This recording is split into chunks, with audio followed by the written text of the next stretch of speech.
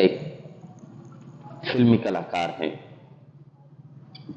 कोई युवती है, एक्ट्रेस।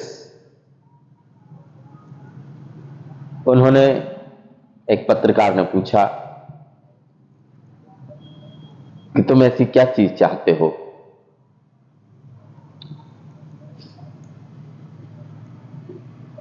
तो उस युवती ने कहा है कि भविष्य में अगर कोई ऐसी चीज वैज्ञानिक खोज करेंगे कि हम टाइम ट्रेवल कर सकते हैं, तो मैं टाइम ट्रेवल करना चाहूंगा, अपना आगे की चीज देखना चाहूंगा, इस दुनिया के पार की कोई चीज देखना चाहूंगा। उस युवती को पता नहीं है कि जो आज वैज्ञानिक खोज रहे हैं वो कई हजारों साल पहले खोजा जा चुका है।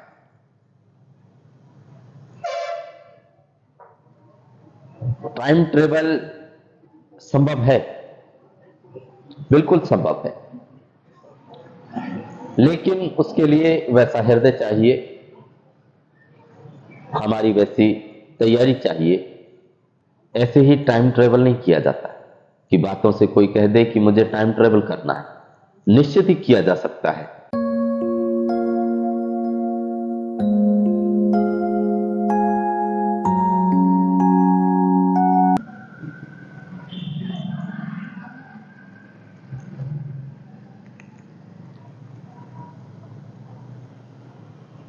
हर हर महादेव।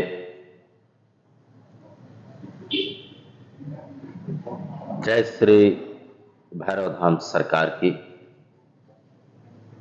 अनंत ब्रह्मांड में चारों दिशाओं में सदा ही जय जयकार हो। इस पावन पवित्र धाम की महिमा चारों तरफ फैले।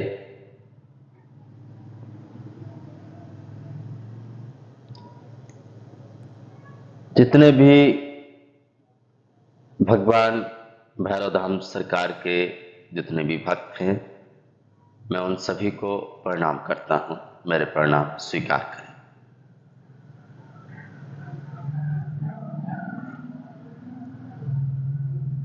आज मैं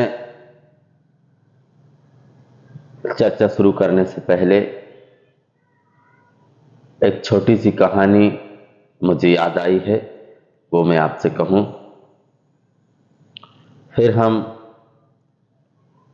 ब्रह्म के संबंध में मैं आपसे कुछ थोड़ी सी बातें कहूंगा। और कुछ प्रश्न आए हैं जो भक्तों ने मुझे भेजे हैं। वो जानना चाहते हैं कि धाम कहां पर स्थित है। तो मैं आपको इस पवित्र धाम स्थान की जानकारी आप सभी को दूं। जितने भी बैठे यहां सभी भक्तगण हैं, मैं उन सभी के सादर प्रणाम करता हूं।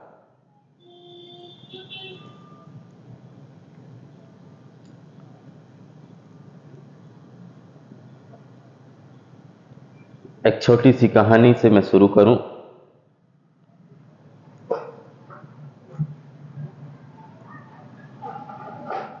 एक फकीर नदी के किनारे बैठे हुए, नदी अपने बहाव पर थी, बह रही थी। घंटे, 2 घंटे, 4 घंटे उन्हें बैठकर इंतजार करना पड़ा। ये सब कुछ एक दूर खड़ा लड़का देख रहा था कि फकीर क्या कर रहा है।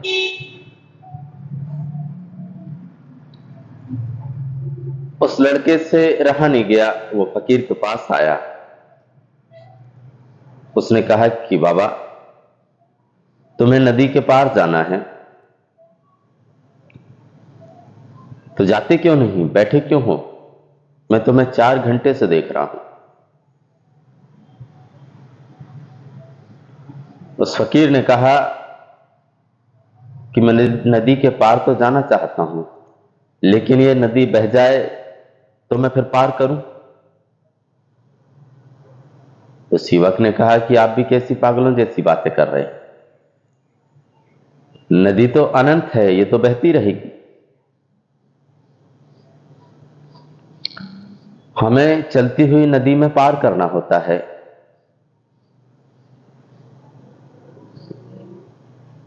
उस फकीर का जवाब सुनने लायक है।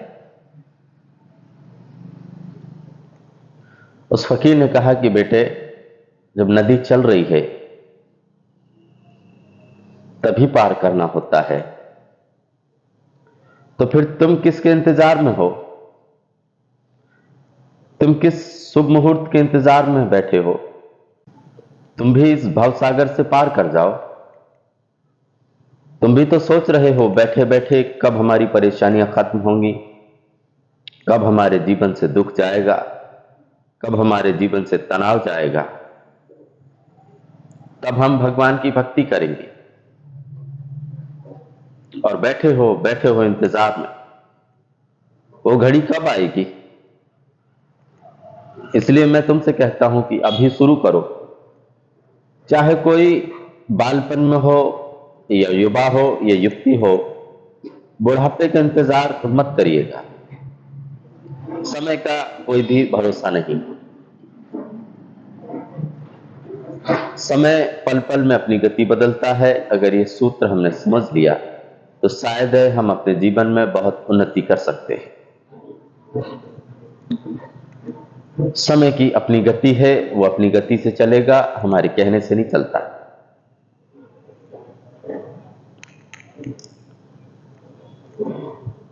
मैं भी तुमसे यही कहना चाहता हूं।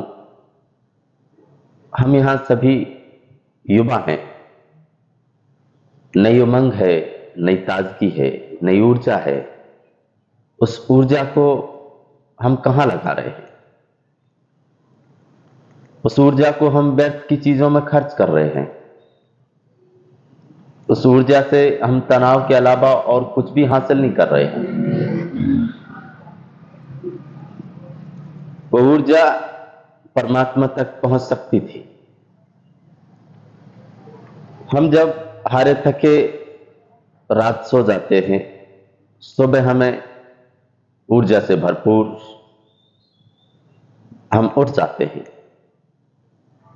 रात को जितनी ऊर्जा मिलनी थी हमें मिल जाती है, और हम सारे दिन 24 घंटे ऊर्जा फेंकने का काम कर रहे हैं। वही ऊर्जा को अगर तुम इकट्ठा करो और उसकी दिशा मोड़ दो परमात्मा की तरफ, तो इसका कोई भी कारण नहीं है कि तुम वहां तक नहीं पहुंच सकते। वो ऊर्जा सभी के पास है। हर रोज हमें मिलती है और हर रोज हम खर्च कर देते हैं। ध्यान उसी ऊर्जा को एकत्रित करने का नाम।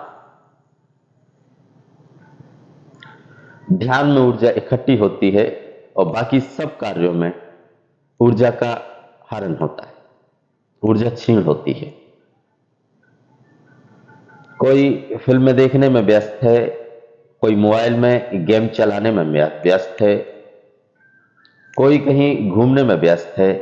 हम ऊर्जा को फेंक रहे हैं। मनोवैज्ञानिक कहते हैं कि 80% ऊर्जा हमारी आंखों से जाती है। हम जितने दृश्य देखते हैं उससे हम 80% ऊर्जा खर्च कर देते हैं। थोड़ी सी ऊर्जा बचती है तो हम सुनने में, चलने में, बोलने में खर्च कर देते हैं, और शाम को हारे थके लुटे पिटे घर पर आकर सो जाते हैं। ये तो परमात्मा की बड़ी कृपा है कि तुम रात सो जाते हो तो परमात्मा का अवतरण होता है और तुम्हें ऊर्जा से भरपूर कर देता है। उस ब्रह्मांड की शक्ति का आपके ऊपर उतरना होता है। तुम फिर से नए तरोताजा सुबह उठ जाते हो।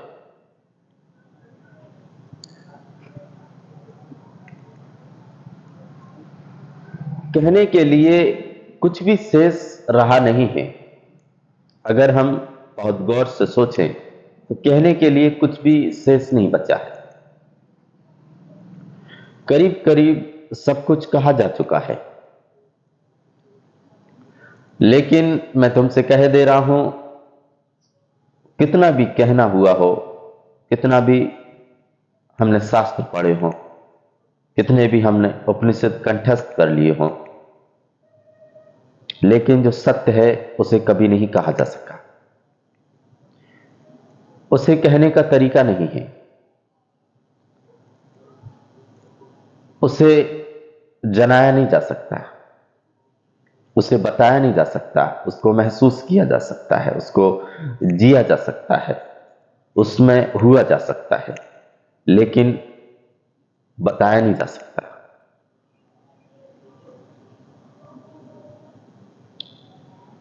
वो हृदय की अपनी अनुभूति है, उसमें तो गहरे डूबकर ही हमें पता चलता है कि हमने क्या पाया है, क्या खोया है। और जिंदगी भर हम खो ही रहे हैं, पाने का तो कुछ भी है नहीं।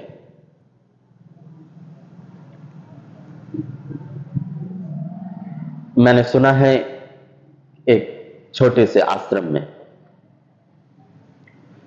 एक शिष्य और एक गुरु दोनों रहा करते थे। गुरु के पास एक पीतल का लोटा था, उसी में वो जब भी जल पीता तो उसको मांजता, उसको धुलता। जितनी भी बार वो जल पिए उतनी ही बार वो धुलता।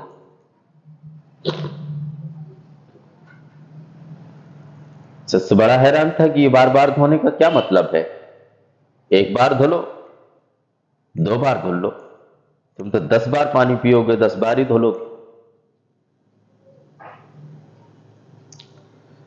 तो शिष्य ने कहा कि ये तुम क्या करते हो, ये बार बार क्यों धुलते हो इसको। तो उस गुरु ने कहा कि ये भी तुम्हारी बात बिल्कुल जस्ती है, बिल्कुल ठीक है, इसे बार बार धुलना क्यों है, ठीक है। फिर उस गुरु ने उस पीतल के लोटे को नहीं धुला। दिन गुजरते रहे, पीतल का रंग उतरता गया, वो मैला होता गया, काला पड़ता गया। कई दिन गुजर गए, उस गुरु ने उस लोटे को नहीं धुला।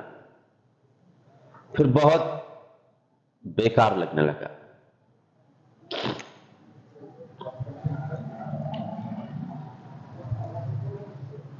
गुरु ने कहा कि बेटे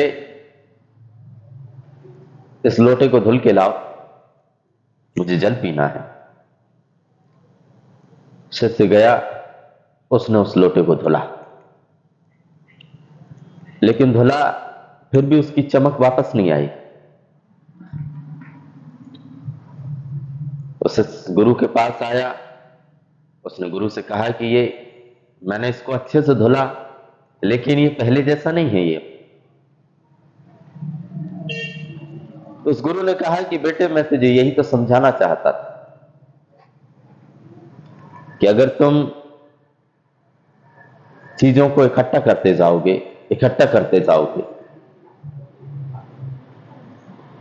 तो बहुत इकट्ठी हो जाएंगी, फिर वो साफ भी नहीं होगी।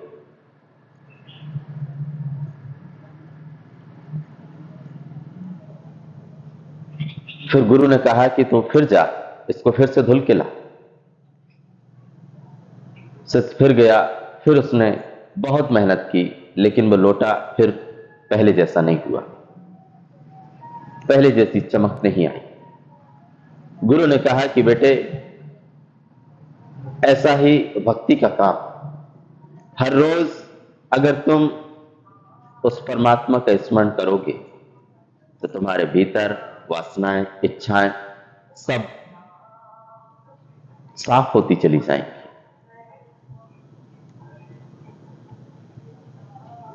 और धीरे धीरे वो हीरा निखरने लगेगा। यही मैं तुमसे करवा रहा हूं। हर रोज ध्यान में डूबकर हम उस हीरे को मांझ लेते हैं। जितने भी 24 घंटे में हम उपद्रव जितनी चीजें हम इकट्ठी कर लेते हैं, ध्यान उसी धूल को मिटाने का नाम।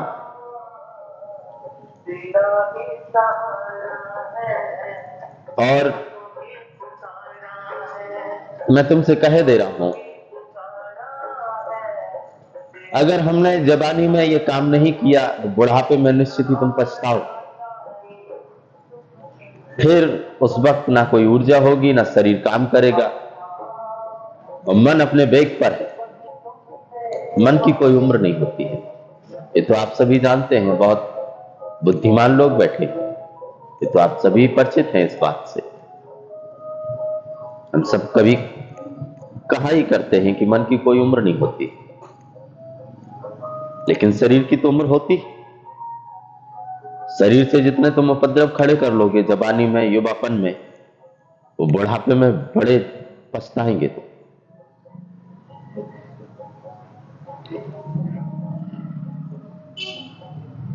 एक प्रश्न मैं आपसे कहूं तो एक भक्त ने मुझे पूछा है कि हमें कैसे पता चले कि हम आत्मज्ञान को प्राप्त हो गए हैं। हमें कैसे पता चले कि हम आत्मज्ञान को प्राप्त हो गए। इसमें पता करने की कोई बात ही नहीं। जब तुम आत्मज्ञान को प्राप्त होगे, तुम्हारा स्वभाव, तुम्हारी रंगत ही बदल जाएगी। तुम खुद महसूस कर लोगे, किसी से पूछने नहीं जाना पड़ेगा तुम्हें। जब तुम पैदा हुए तो तुम पूछने गए थे कि मैं पैदा हुआ हूं कि नहीं हुआ हूं, कि मेरा जन्म हुआ भी है कि नहीं हुआ है। जब तुम किसी से प्रेम करते हो, तुम पूछने जाते हो कि मुझे प्रेम हुआ है कि नहीं हुआ है। नहीं, ये पूछने से नहीं घटती है ये बात, ये अपनी अनुभूति है। इसका प्रमाण कोई दूसरा नहीं दे सकता है। दूसरा देगा भी तो गलत हो जाएगा। ये अपने प्राणों की प्यास है, खुद ही महसूस करना होता है। खुद ही प्यास लगी है तो खुद ही पानी पीना होता है। अगर तुम्हें परमात्मा को पाने की प्यास है तो तुम्हें ही खोजना होगा। वो झरना, वो कुआं, वो नदी, वो झील तुम्हें ही खोजनी होगी, दूसरा लाकर नहीं देगा तुम्हें। दूसरा लाकर भी देगा तो वो झूठा होगा।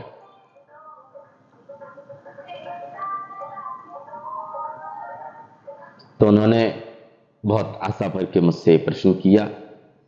मैं तुम्हें कह दे रहा हूं कि तुम ही खोजो, आत्मज्ञान को प्राप्त हो जाओगे, उस बुद्धत्व को प्राप्त हो जाओगे, उस निर्वाण को प्राप्त हो जाओगे, तो तुम्हें किसी से पूछने की जरूरत नहीं होगी। तुम्हें खुद ही पता चल जाए। उसकी व्याख्या नहीं की जा सकती, मैं पहले ही कह चुका हूं। उस सत्य की व्याख्या नहीं की जा सकती, उसे जिया जा सकता है, उसमें हुआ जा सकता है, लेकिन बताया नहीं जा सकता। अब मैं तुम्हें लाख समझाने की कोशिश भी करूं, फिर भी मैं वो नहीं बता पाऊंगा जिस बताने के लिए मैं आपसे कह रहा हूं।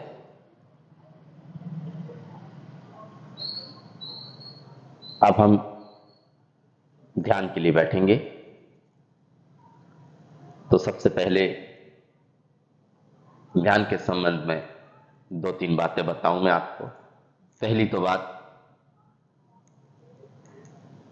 जिनको भी ध्यान में उतरने में कठिनाई हो रही हो,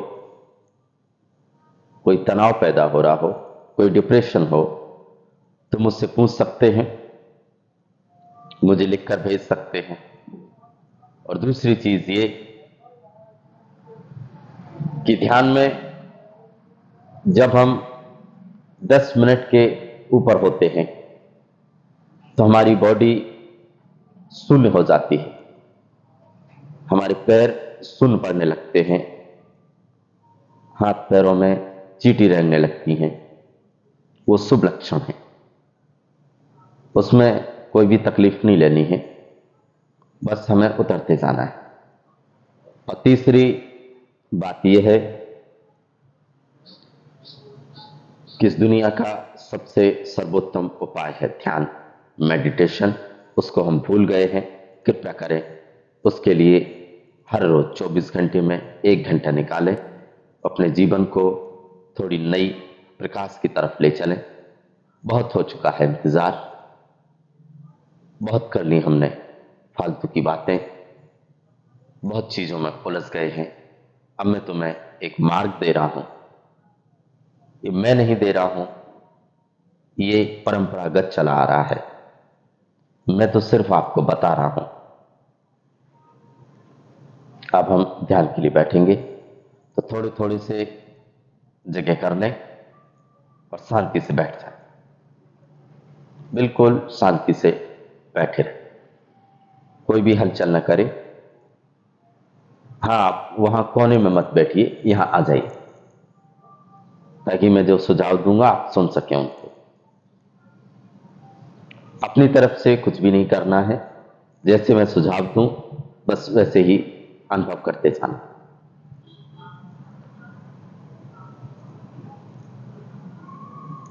तो सबसे पहले आहिस्ता से अपनी दोनों आंखें बंद कर,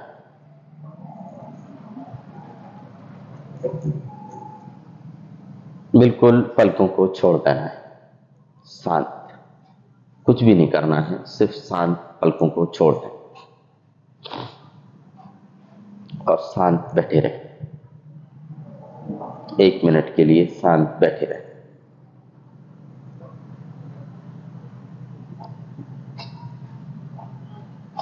आंखें बंद हो गई हैं।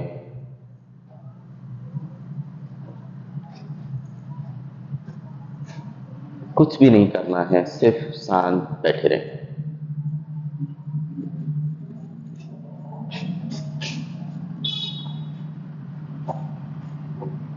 जोर नहीं देना है, कोई भी जोर ना दे। आंख बिल्कुल आहिस्ता से छोड़ दें। अब हम एक रहस्यमय दुनिया में प्रवेश कर रहे हैं।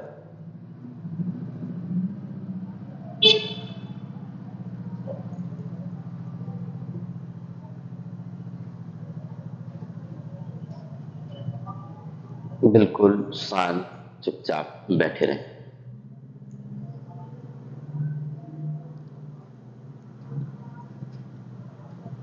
मैं एक इंटरव्यू देख रहा था। एक फिल्मी कलाकार हैं, कोई युवती है, एक्ट्रेस। उन्होंने, एक पत्रकार ने पूछा कि तुम ऐसी क्या चीज चाहते हो।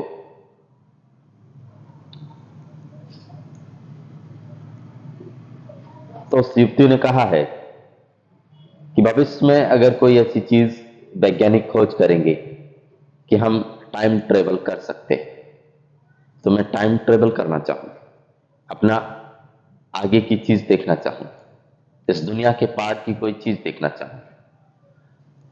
उस युवती को पता नहीं है कि जो आज वैज्ञानिक खोज रहे हैं वो कई हजारों साल पहले खोजा जा चुका है।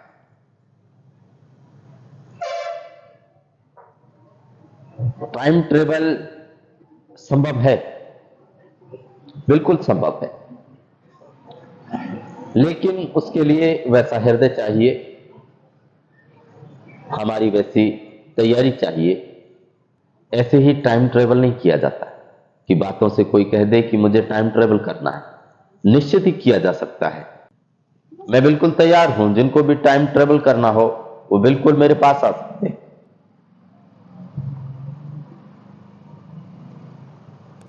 हमारे महान सनातन धर्म में क्या संभव नहीं है, लेकिन आजकल पता नहीं क्या हो गया है, ये बड़े चिंताजनक विषय हो रहा है।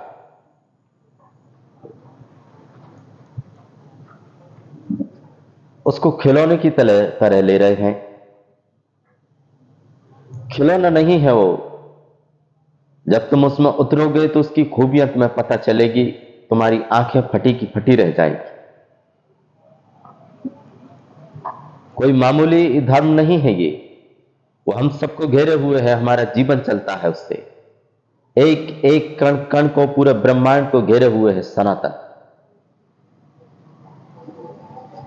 हम उसको खेल समझ रहे हैं। वो प्रयोगशाला है। जब तुम उतरोगे तो तुम पाओगे कि कितनी प्रकांड ऊर्जा है उस इतने महान धर्म का हम क्या उपयोग कर रहे हैं, ये तो राम ही जाने।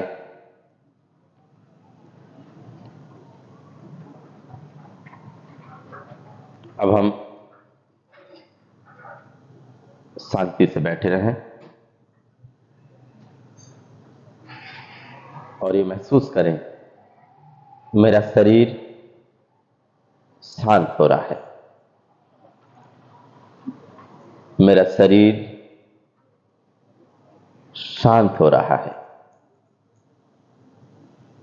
मेरा शरीर शांत होता जा रहा है, मेरा शरीर शांत होता जा रहा है, मेरा शरीर शांत होता जा रहा है, मेरा शरीर शांत हो गया है। महसूस करें और शरीर बहुत शांत हो जाएगा। महसूस करते चलें, मेरा शरीर शांत हो गया है, मेरा शरीर बिल्कुल शांत हो गया है। बिल्कुल ढीला छोड़ते जाएं, बिल्कुल ढीला छोड़ दें, आहिस्ता आहिस्ता ढीला छोड़ते जाएं। मेरा शरीर शांत होता जा रहा है, मेरा शरीर शांत होता जा रहा है, मेरा शरीर शांत होता जा रहा है। महसूस करते चले, मेरा शरीर बिल्कुल शांत हो गया है। और हम पाएंगे हमारा शरीर बिल्कुल बॉडीलेसनेस हो गया है। कोई भी बाधा नहीं लेनी है। आवाजें आ रही हैं, आने दें, कोई भी रुकावट न डालें। मेरा शरीर शांत होता जा रहा है, मेरा शरीर शांत होता जा रहा है, मेरा शरीर शांत होता जा रहा है, मेरा शरीर बिल्कुल शांत हो गया है। महसूस करें 2 मिनट, फिर हम दूसरे चरण में प्रवेश करेंगे। आप महसूस करते रहिए। 2 मिनट में चुप हुआ जा रहा हूं, तो महसूस करो।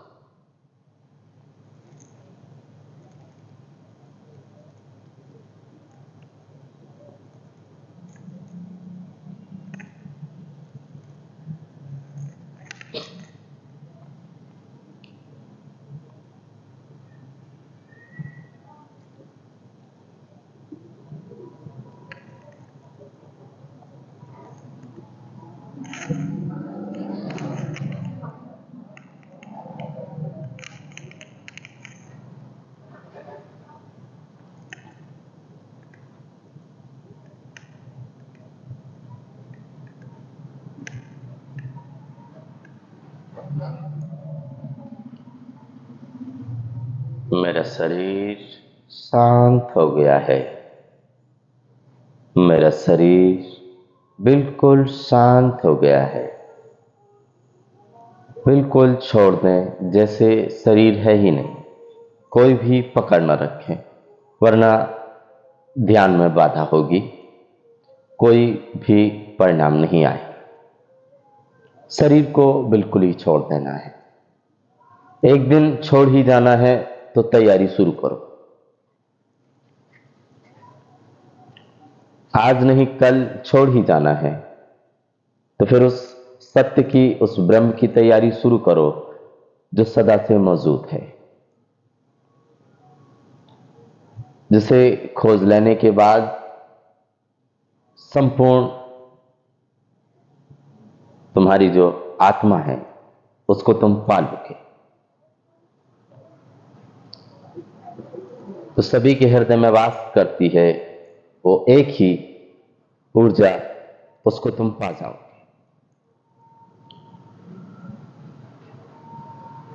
शरीर शांत होता जा रहा है, पूरी तरह से शांत हो गया है।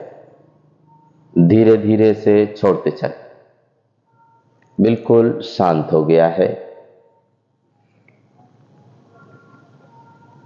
मेरा शरीर शांत हो गया है। अब हम दूसरे चरण में प्रवेश कर रहे हैं। मेरी श्वास गहरी होती जा रही है। मेरी श्वास गहरी होती जा रही है। मेरी श्वास गहरी हो गई है।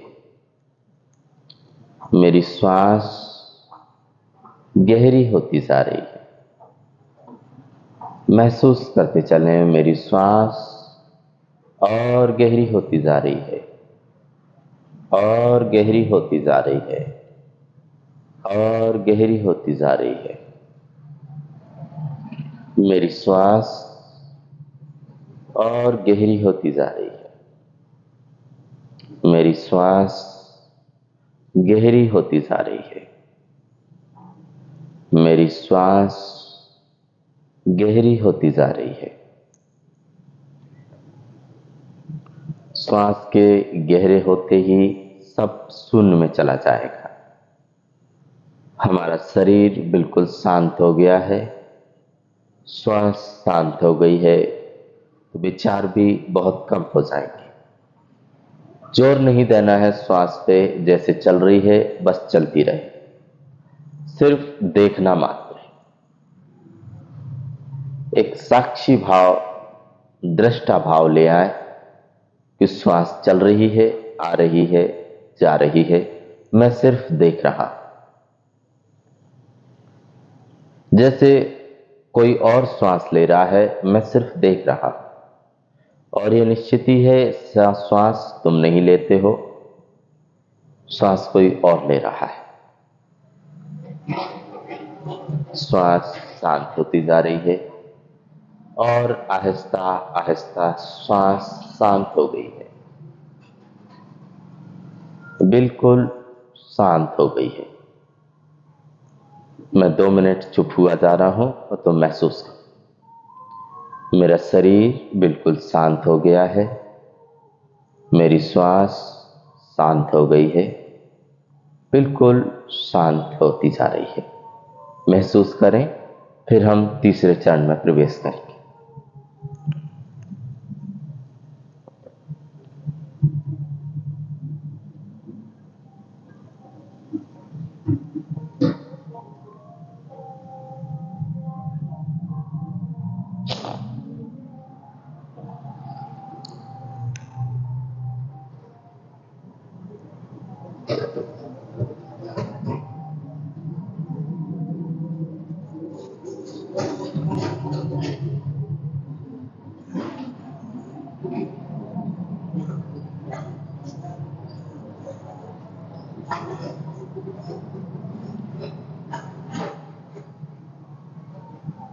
महसूस करते चलें, मेरी श्वास गहरी हो गई है और गहरी होती जा रही है। मेरी श्वास और गहरी होती जा रही है, और गहरी लेते जाएं, और गहरी। श्वास नाभि से चलना चाहिए, मूल केंद्र वही है, हम भटक गए। अपने केंद्र से हम भटक गए हैं, इसलिए हम चिंतित हैं, परेशान हैं, तनाव में हैं। हमें आए दिन तमाम डिप्रेशन घेर रहे हैं। ये सब चोचले हैं। अगर तुम ईमानदारी से अपने साथ प्रयोग करोगे तो इसका कोई भी कारण नहीं है कि तुम शांति को उपलब्ध नहीं हो सकते हो। और तुम्हें रोना ही है, चिल्लाना ही है, तो बेशक चिल्लाते रहो। वरना इसका कोई भी कारण नहीं था कि तुम आनंद को उपलब्ध नहीं हो सकते। मेरी श्वास शांत होती जा रही है। मेरी श्वास शांत होती जा रही है। मेरी श्वास शांत होती जा रही है। महसूस करते चलिए।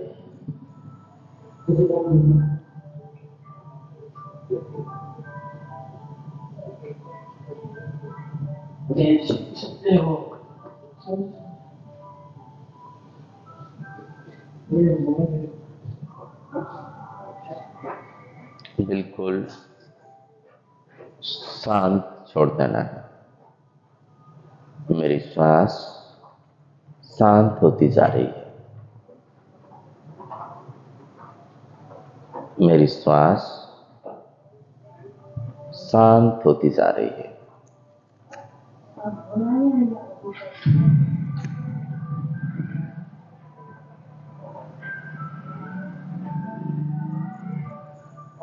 अब हम तीसरे चरण में प्रवेश कर रहे हैं। तीसरे चरण में हमें कुछ भी नहीं करना है। जो भी हो रहा है बस होने देना है। बस एक दृष्टा के भांति देखते रहे। शांत, बिल्कुल चुपचाप देखते रहे। हवाएं चल रही हैं, ठंडी ठंडी भीगी भीगी खुशबू आ रही है। पत्तों की आवाजें आ रही हैं, सुनते रहे। गाड़ियां निकल रही हैं, बस सुनते रहे। कुछ भी नहीं करना। अगर हमारे कुछ करने से वो मिलता होता तो कभी का मिल गया होता।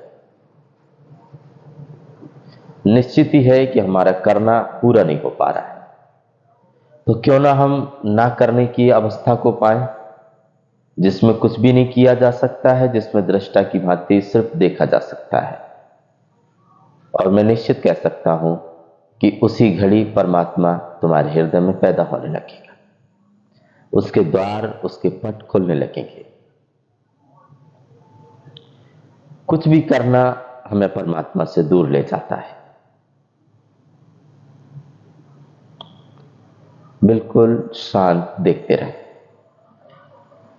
अगर हम मछली से पूछें कि सागर कहाँ है, तो निश्चित ही है मछली के पास कोई जवाब नहीं है। वो नहीं बता सकेगी। रहती जरूर है, जिंदगी हो गई उसको रहते रहते, लेकिन वो खुद नहीं बता पाएगी कि सागर कहाँ। अगर उसको पकड़कर तटीले रेत पर डाल दिया जाए, उसकी तड़प बता देगी सागर कहाँ था। सागर है उसका जीवन। हम भी जीवन को खोज रहे हैं, भगवान को खोज रहे हैं, जबकि हम उसी में रहते हैं। इसीलिए हमें शायद ये अनुभव नहीं हो पाया। अगर हमारा जीवन छूटने लगे, मृत्यु के करीब आने लगे, तो हमें अभी इसी घड़ी पता चल जाएगा कि परमात्मा कहाँ है, कौन है परमात्मा, कौन है भगवान। हम उसी में रहते हैं, वही हमें जलाए हुए है, वही हमें जिंदा बनाए हुए है। तो हम कुछ भी कह सकते हैं कि जीवन कहाँ है, क्या है जीवन। तुम उसी में रहते हो, इसलिए खोज नहीं पाए। बस दृष्टा की भांति देखते रहे। एक 10 मिनट के लिए चुपचाप सुनते रहे, देखते रहे।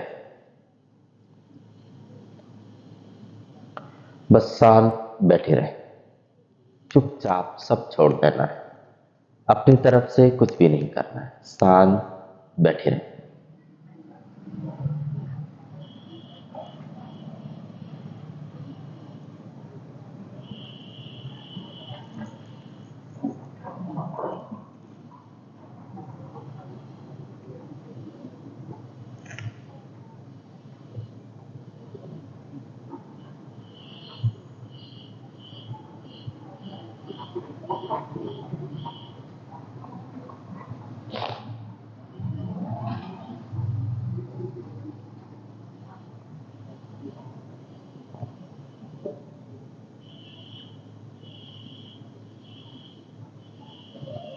बिल्कुल शांत छोड़ देना है।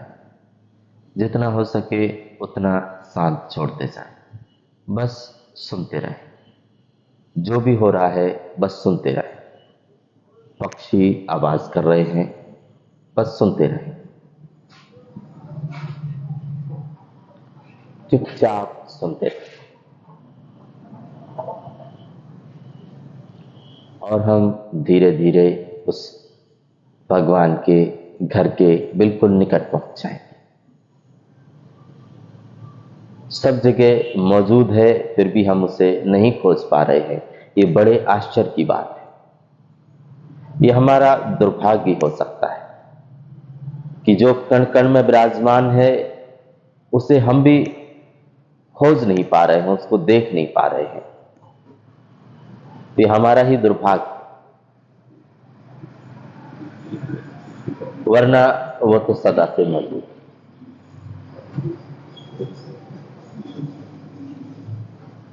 बिल्कुल शांत छोड़ते जाना है। चुपचाप सुनते रहे।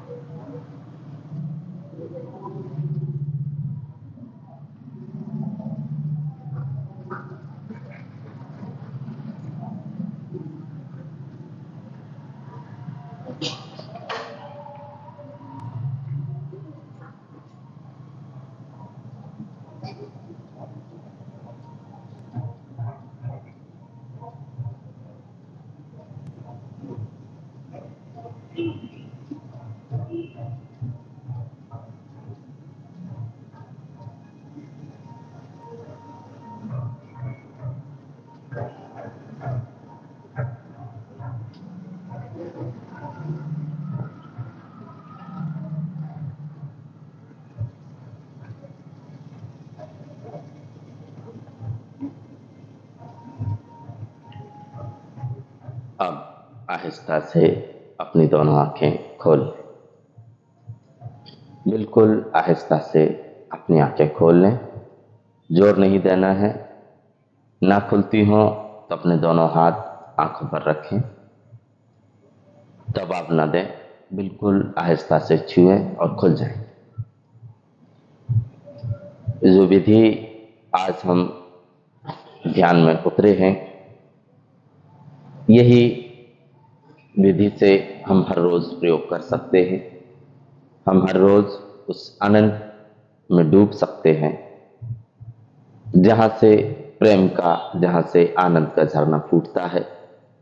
जितने हम हर रोज चलते जाएंगे उतना ही उस सरोवर पास आता जाएगा।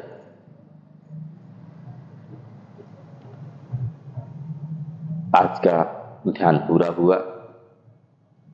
परमात्मा करे कि हम उस मानसरोवर तक पहुंचे जहां से परमात्मा का जगत शुरू होता है।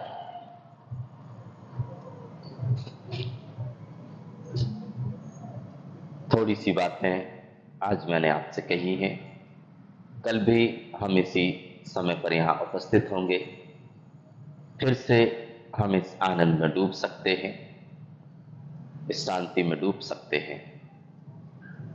परमात्मा करे हम उसे उपलब्ध हों, हम उसे प्राप्त करें। भैरव धाम सरकार, ये वो दिव्य धाम है जहां बहुत प्राचीन समय से भगवान भैरव विराजमान है। यहाँ आए दिन भक्त आया करते हैं। भगवान भैरव के सामने नतमस्तक हों। भगवान आप सभी की परेशानियां तत्क्षण दूर करेंगे, ये मेरा पूर्ण विश्वास है। ये श्रद्धा है श्रद्धालुओं की कि यहाँ जितने भी भक्त आए हैं कोई भी खाली हाथ नहीं गया है। रोते हुए आए हैं, हंसते हुए यहां से गए हैं। अभी कुछ दिन पहले ही एक माता जी यहां पर आई हुई थी। उनका 1.5-2 महीने से 20-25 साल का एक लड़का था।